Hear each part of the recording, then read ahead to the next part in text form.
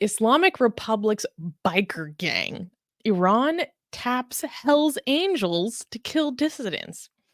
The United States and Britain have imposed sanctions on a network allegedly directed by Iran's Ministry of Intelligence and Security to target Iranian dissidents, defectors, and opposition figures for assassination.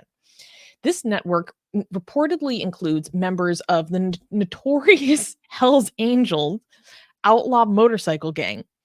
Among the sanctioned individuals is Naji Ibrahim Sharifi-Zindashti, identified as the leader of this operation, accused of orchestrating assassinations and kidnappings to silence critics of the Islamic Republic globally.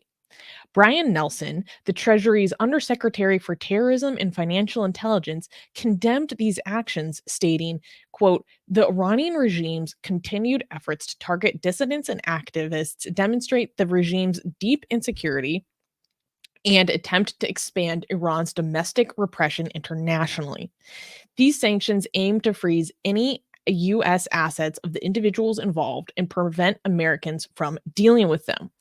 The network's operations have notably included recruitment for assassination plots within the United States, highlighting a concerted effort to extend Iran's suppressive tactics beyond its borders." So, this was a news suggestion given to us by our lovely editor, Dee. We love Dee on this channel. And when she sent this to me, I was like, this is wild. We have to cover it. So, Darko is saying capitalism at work. Okay. So, Hey, here don't you is dare. here is a little background on this story. So, first of all, this isn't the first time the Islamic Republic has done this. Dee also sent me a story that happened in Germany a few years ago where there was a Iranian German citizen who was a Hell's Angel in Germany. And this is in 2020. And what he did was he allegedly murdered a man that he thought was a mole for the police. So he murdered what he believed was an informant, dismembered his body, put the body pieces in cement, and then threw it into the bottom of the Rhine River before escaping to Iran.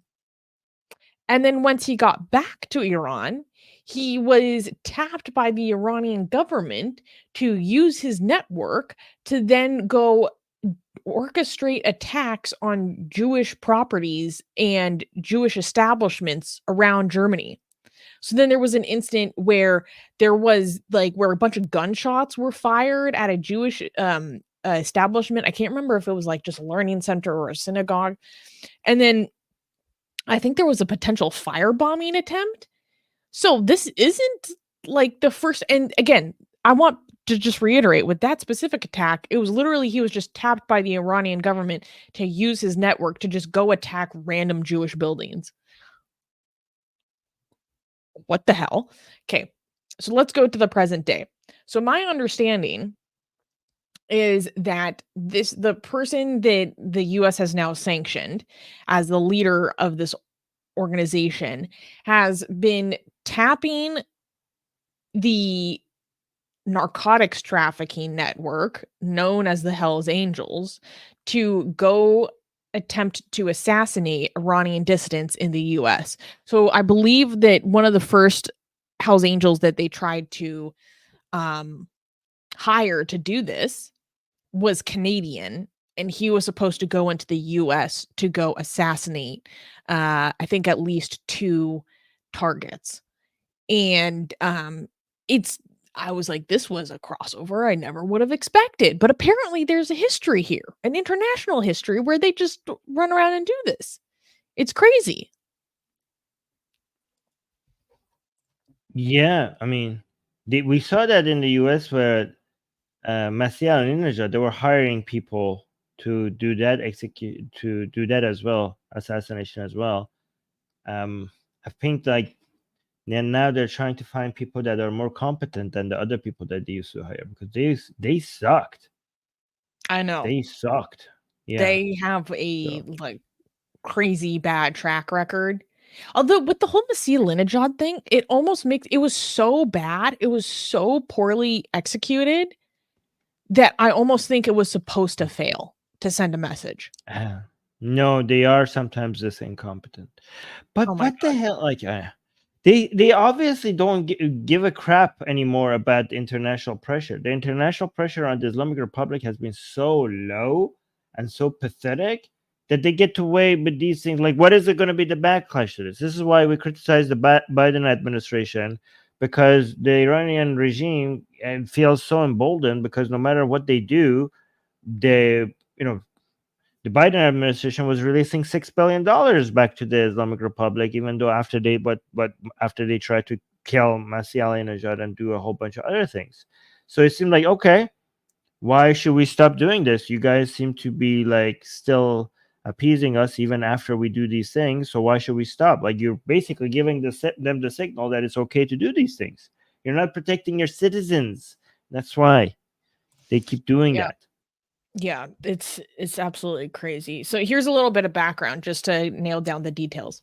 When the Treasury announced the names of those targeted for sanctions, the department also said that in 2021, the network recruited Damian Patrick John Ryan, a Canadian national and members of the Hells Angels outlaw motorcycle group, to assassinate individuals in the United States who fled Iran. The Treasury also said that Ryan recruited his fellow Hells Angels member, Adam Richard Pearson, for the assassination attempts. Both Ryan and Pearson are currently in prison abroad for unrelated criminal charges. Zindashti, Pearson, and Ryan were accused of conspiring to use interstate commerce in the commission of a murder for hire plot, according to the U.S. Department of Justice.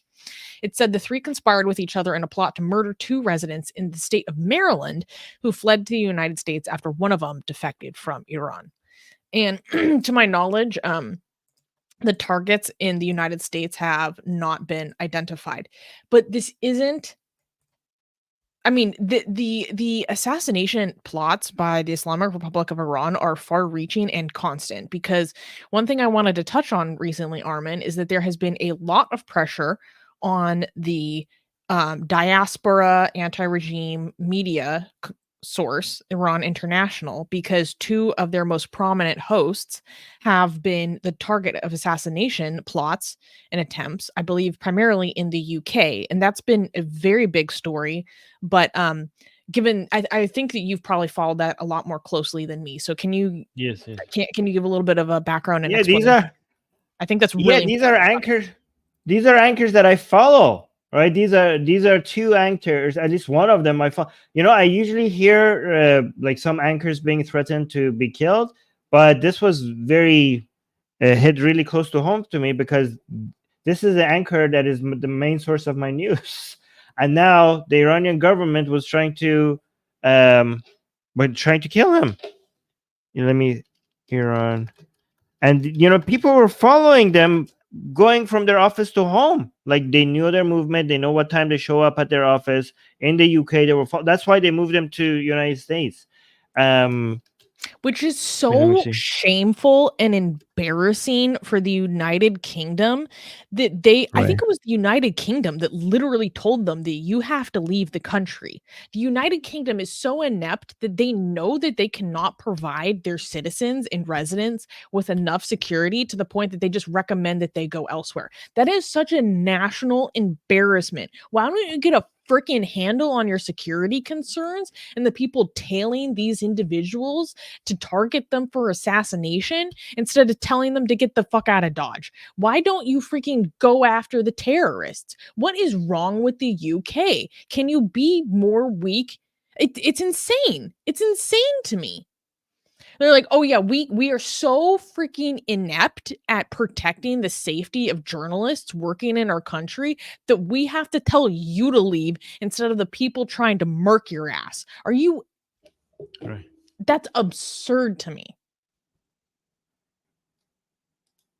Yeah, so these are the two people. So this right, the lady on the right, her name is Sima Sabet, and the man on the left is Fardar Farahzad. And every time, as soon as I wake up, this is the guy I watch. This is the man on the left is my major source of number one source of news, and IRGC was plotting to kill him. The IRGC was plotting to kill the main source of my news. So they failed, by the way. He's in the US now. Yeah. So It, he's apparently but I mean, safer. that's the fact that that was the move the UK made Right. is shameful. That, yeah. For shame. For shame. Oh, This is the kind of shit that makes people say that London has fallen. I swear to God. Yeah, I mean, as bad as the US is, like they had to leave the UK for the US for safety. That tells you a lot about the UK. By the way, if you're in the UK, consider leaving. I don't know. Is that a good recommendation? I don't know. Well, for I what don't know. reason? I mean, I'm honestly, maybe that's a bad recommendation, but I'm just sometimes glad that I don't live in the UK. I don't know. Maybe it's just I mean, the I just economy don't. is its I'm not. own struggle bus. Yeah, some people are saying I'm right. Oh, UK is home. Oh, I'm sorry, Mohammed. Okay, never mind. I'll take that back. Atheist gamer saying what pressure would work? Well, for the Islamic Republic right now has a huge budget deficit, right? The government of the Islamic Republic has a huge budget deficit, and they're going to crash and burn, Susanna, if it continues, right? So for the Islamic Republic to be able to stay in power, right now they need to be able to sell 1.5 million barrels per day at the price of $85, right? So with the sanctions right now, they are only able to sell a million a day, mostly to China. And because of the sanctions, so the price of oil per barrel last time I checked was $75, right? But because the Islamic Republic has sanctions on it, when they sell the oil, they have to sell it at a discount. And so they're selling it at $65 per barrel. So everything is going to crash and burn if this continues. If the Biden administration increases the sanctions, because a lot of the oil that Iran is selling to China is because the United States is letting them, they could basically crack down harder and stop it. If they manage to bring it back down to 500,000, it's going to completely destroy the Islamic Republic. They're not going to be able to afford that. And I don't know how this is going to, regardless of their protests that are happening in Iran, like a lot of people are looking into that for like a toppling of the government. Even without that, I really don't know how they're going to be able to continue, given that they don't have enough money for their own budget. Like I don't know what's going to happen. Like I honestly don't know what's going to happen. Even without the protests, this seems like something is going to crash and burn at some point.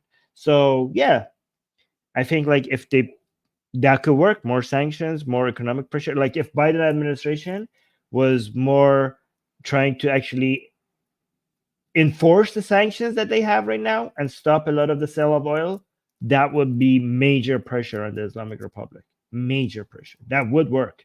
They will back down. I mean, even after the attacks that Biden did in Syria right now, the missile attacks on Iranian proxies in Syria and Iraq, the Islamic government just already came out and like, okay, let's reduce enrichment of uranium. Let's also come out and bring all our military officers back to Iran and say like, oh, we're not going to attack Americans. Like they cower away like this when you actually put pressure. Like what the Biden administration doesn't understand, that there is no carrot that works with these people, right? The only thing you like, the Biden administration thinks that they could work with carrots and sticks. Okay, they don't. They will eat the carrot and they will ask for more.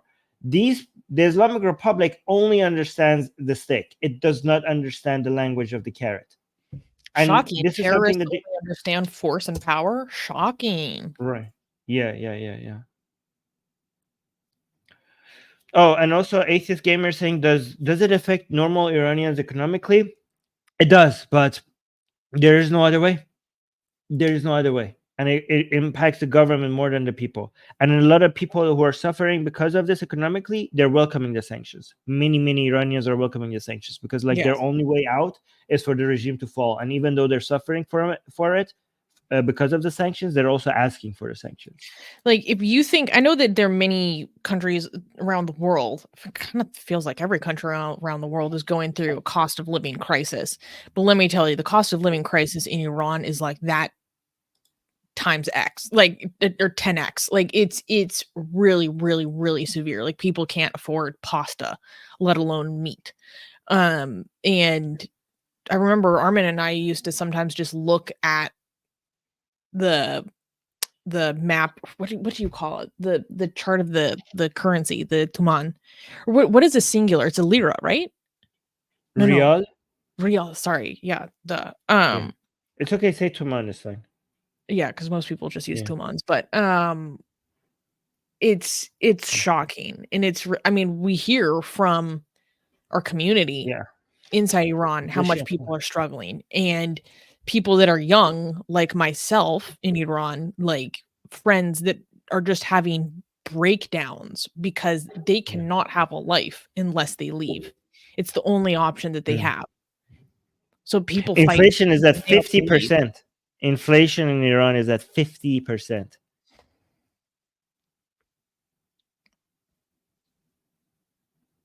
Yeah. Anyways. Yeah. So it's really, really severe. But what a lot of people don't understand is that there are, I don't know, organizations like NIAC here in the United States that push really hard for a lifting of sanctions. When I've done a lot of extensive work with Iranian communities who are protesting and want change in Iran, I have essentially never come across anyone who wants to lift sanctions. In fact, many people I know, both inside and outside Iran, want more sanctions. They fight for more sanctions and they know what cost it comes at. But Yeah. for the people that have lived inside Iran, grew up there, they say, we know that when sanctions get lifted and when money gets released to the regime or unfrozen, we know we have watched ourselves, lived our whole lives or most of our lives, seen that we never see any of it. We've lived our whole lives seeing that it goes to funding terrorism around the region. It never comes back to us and never benefits us. It only goes back to destabilizing the region. So that's why they're not pushing to lift sanctions. They want acknowledgement and validation from the international community that what the regime is doing to them is wrong, a human rights violation, and in contravention with international norms. When sanctions are lifted, most people perceive that as the entire world not validating or acknowledging the severe level of torture, abuse, and subjugation that they've been exposed to for over 40 years.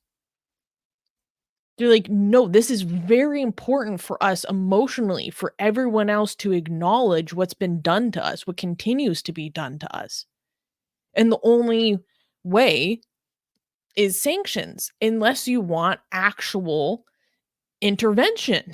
And I know a lot of Iranians that actually want boots on the ground.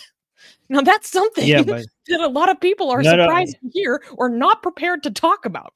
I'm not saying we should do that. I'm just expressing that this is a real sentiment that exists.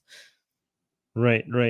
Um my hope, which is like a la la land, like pie in the sky hope, is for satellite internet and cryptocurrency to be able to eventually, again, I know this is pie in the sky dreaming, but I hope that eventually the Iranian people's economy gets separated from the government economy. I hope that there are going to be, because we're going to eventually have satellite internet, a lot of Iranians will be able to find job online that gets them connected to the global economy where they get paid in crypto, and trade with each other in crypto, independent from how devastating the Islamic Republic's government is going to be crashing. And because they're getting paid from outside, the economic power of the people and the ability and the purchasing power will increase significantly compared to the government, people who are working for the government. And therefore, with the economic power comes political power. So again, that's something that I dream of, but I don't know if that's going to happen. And Also, this is yeah, important go for on. those who don't know because the majority of Iran's economy is controlled by the IRGC, which is recognized as a terrorist organization in many, many countries. Which leads really well to this other comment by this person saying that is capitalism for you, when I was talking about how bad Iran's economy is, which you're wrong. It's actually the opposite. The reason why Iran's economy is so crap is because it's state controlled, because it's a form of command economy. And this is what I say to my Persian audience on the Jumhuri Bi Khodayan, which is the Persian version of the Atheist Republic channel. I always say to people, I hate Islam. But when it comes to the Islamic Republic, there is one thing about the Islamic Republic that is worse than the fact that it's Islamic. I think Islam is evil. Islam is horrible for the world, but there's something in the world that is worse than Islam, and that's communism, and that is state control economy. That's command economy, right? And it's interesting because the Islamic Republic was a marriage of two different ideologies. It was Islamic ideologies and state controlled economy, because the communists, it was the leftists and the Islamists together that managed to make the Islamic Republic work. And even though the mullahs eventually got rid of the leftists, their ideas and their method of management of economy stayed, right? And when it comes to the policy of leftist command economy policies of the Islamic Republic, that has been more devastating to the people of Iran than the Islamic nature of the Islamic Republic. As harmful as the Islamic nature of Islamic Republic has been to the people, the fact that they have state-controlled economy, that has been more harmful to the people of Iran. And I say this as somebody on an atheist channel. On an atheist channel, you're supposed to hear that Islam is the worst. I tell people in Iran, they have suffered from communist ideas more than Islamic ideas in Iran, the people of Iran. Mm-mm-mm. Same with Afghanistan, by the way. Same with Afghanistan. Yeah. Okay, so we have a bunch of super chats and also a comment I want to address. Davy Boy is saying, I'm not so certain that most Iranians want Western troops to invade. I never said most. I was just We said expressing that many. this is a sentiment that exists. We said many, not most. Yeah. Susanna was Do you think careful it's with her many? I didn't language. even say many. It's many. It's many. Oh, wow. But it's not most. It's definitely not most, but it is many. But I think Susanna was very careful with her language. So good Yeah. job, Susanna. Also, Balakrishnan just became a member. Thank you. Welcome to Satan's Minions. And in relation to the story, Secular Sakai said, I know Iranians in serious need of income who will only accept certain specific crypto payments for work. The government cannot be trusted there, of course. Yeah, no, it's its own underground economy. And a super chat from Sakai. Thank you, Sakai, saying, I visited the grave of a man this week who escaped the Taliban in 2021, only to die a few months later from a drunk driver. Oh, I hope others are that safe. is so. That's heartbreaking. That is heartbreaking. And Gasian American asks, thoughts on Biden's airstrikes? Armin, take it away. This is a meaty question. And also, I'm going to go to the bathroom. Right. While answer. Okay. So, as mentioned on the previous stream, the Biden administration is not going to attack Iran. So we were hoping the best that we could get was massive, serious strikes. And the fact that they attacked a high number of places within just a couple of hours seemed to impress some people. Some people, even though a lot of people are saying that's not enough, it is more than what many people expected from the Biden administration. A lot of people are saying that if it doesn't lead to actual casualties of people from IRGC, they're never going to be impressed. It does seem to be Biden's administration seem to have been hitting a lot of places that a lot of the Iranian proxies, didn't expect themselves. So that is pretty good. There seems to be a lot of missiles and a lot of drones that is owned by the IRGC proxies that are blowing up, which is going to be very, very expensive for the IRGC. Unfortunately, because this attack was signaled before it happened, most of the most important people were taken out of Syria and Iraq, so they were pretty safe. So I'm not going to expect seeing a lot of high important commanders of IRGC dying, which is basically what we need right now. But so that's not going to happen because this attack was signaled way in advance before it happened. So they went back to Iran. It is very costly. It is not enough. However, the Biden administration is saying that this was just the beginning and they're going to continue the strikes. So I think it's too early to judge whether it's enough or not. If the strikes stop where it has right now, I think it's safe to say they haven't been enough. But I think it's too early to judge how significant these strikes are, given that the Biden administration is saying that they're going to continue. So I think we have to wait and see how significant the second waves of strikes are. But for the first attempt, they seem to be bigger than what most people anticipated. They're like 80 places within a few hours were taken out immediately. And I could see, like, when I was watching the explosions, it seemed like the explosions keep continuing, and then the expert were saying, "Oh, these are the missiles in that place that are blowing up after." So they seem to be targeting places that a lot of ammunition and advanced weaponry was being stored. So that is very significant. It is going to paralyze a lot of the operations by the Iranian proxy. So it was significant, but not enough.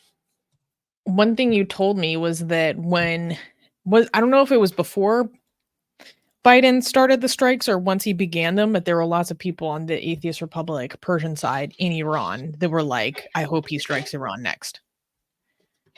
Oh yeah. People are like, okay, guys, Armin, next week at my house or what? Like, apparently, like some people are joking about that. People are like, oh yeah, should we go to our basements now? Hopefully we have to go to our basements. Like, please tell us that we have to hide in our basements. Daddy Biden is coming to liberate us. Oh my God. Again, not all of them, some of them, right? What do you think about? I don't know. There was some person that said, like, I know in Iranian Discord, one of our friends in Iran, he was literally saying that, you know what, if there are strikes on Tehran itself and I die because of it, I'm not going to be mad. And like, I'm willing to, like, I think it's worth it. Like, he was like, even if I get killed because I was like struck by one of these missiles, like, please come bomb Tehran. I'm willing to even like be under these missiles if you're coming. Like, I'm not saying that most people feel like that. I'm just saying I know people in Iran who are even saying that. Yeah. Well, I mean, you told me that when the US invaded Iraq, like, I mean, you were still living in Iran at the time. Oh, yeah. You guys were like, oh my God, bring it on. Come to us next, blah, blah, blah, until all this stuff at Abu Ghraib came out. Yeah, no. When Bush attacked Iraq, the kids in our school, like, all were in the yard, and almost all of them were shouting, "We are next! We are next! We are next!" like we're gonna be free. It's Iraq first, and now Iran is going to be free second. Like, that was like the vast majority of the kids were like chanting that. Wow. It's weird. Yeah. Wow. Yeah. Anyways. Well, that isn't something you're going to hear on Tanky Media. You're not going to hear that on the Gray Zone. Yes. All right. So I wanted to share something. Yeah, Ahmed is saying that's crazy. Yeah. Okay. So Susie, can you explain to us what are we watching here? That's a weird way to put it. Yeah. Guys, last night I did a live stream with Har Sultan, which was really fun because I haven't had a personal one-on-one chat with him in a long time. And yeah, we were just kind of talking about the world after October 7th, like how our minds have changed, how the world has changed. What else? Oh yeah, Seed of Iblis, I saw you in the live chat. Thanks for being there. And also D as well. It was awesome. Yeah. What did you guys think about it? I don't know. I had Uh, I had fun. I listened to it. I was sleeping when you guys had the live stream because if I didn't sleep, I would have crashed for the stream right now. So sorry for not being there. But I listened to it after, and this is one of the most intelligent conversations on this topic I've ever seen. Like you Oh, guys shut up. have to go watch. No, it was so good. You're so good at this, Susanna. You have no idea. So the topic, the title is "Life in the Post October 7th World" with Susanna McIntyre on the Harris Sultan channel. And if you don't listen to this, you're missing one of the most nuanced takes on this topic. I was so proud of Susanna. It was every single minute of it. I was like, this is so good. This is such great content. This is such high level, deep analysis. It was really good. Better than most. It's hard to. I can't imagine like Susanna is like really one of the leading commentators online. She needs to be, guys, make Susanna famous because I really think like I listen to a lot of people and Susanna's commentary is really, really high up there. I really do admire her. Like, even if I didn't know her, if I just discovered her without being friends with her, I would definitely like watch one of her, follow her content wherever she goes. That's Oh how, my that's, god, I'm blushing. Thank you. no, go watch this, guys. It's really good. It's like almost 2 hours of amazing analysis. So go listen to it. Yeah. There was so much Yeah. I felt like we still had to cover. But yeah, it's I don't know. I One thing that I wanted to talk about that we didn't get into that much is I've been thinking a lot about immigration because I've been working through kind of my own personal cognitive dissonance about different stances or feelings I have about immigration in different countries and from different places. Um, and I think that's something I thought I want to work on and articulate better because I think it's very important. Let me put the link to the stream in the Oh, live chat. yay. Yeah, make sure to check it out, guys. And tell Horace to have me back. Yeah. All right. Okay, so guys, don't forget to like the stream. Don't, if I say like we're about to end the stream, you guys will go without liking the stream. So before I say this is the end of the show, I have to remember, like Susie, we have to say like, so that's it, that people will just go away. So you have to tell them to like the stream before you tell them that we're about to end the end of the stream. So guys, don't go anywhere. You're not allowed. Shame on anybody. We put so much effort into, like, we mostly Susie put so much effort into this show. You could just reward us with a simple like. It doesn't take much effort. So do it. Do it now. Do you know who makes the most amazing, gorgeous, and other adjectives that I can't use here on YouTube, blasphemous art ever? We do. And for some reason, we are giving it away for free. Download them now using the link in the description before we change our mind.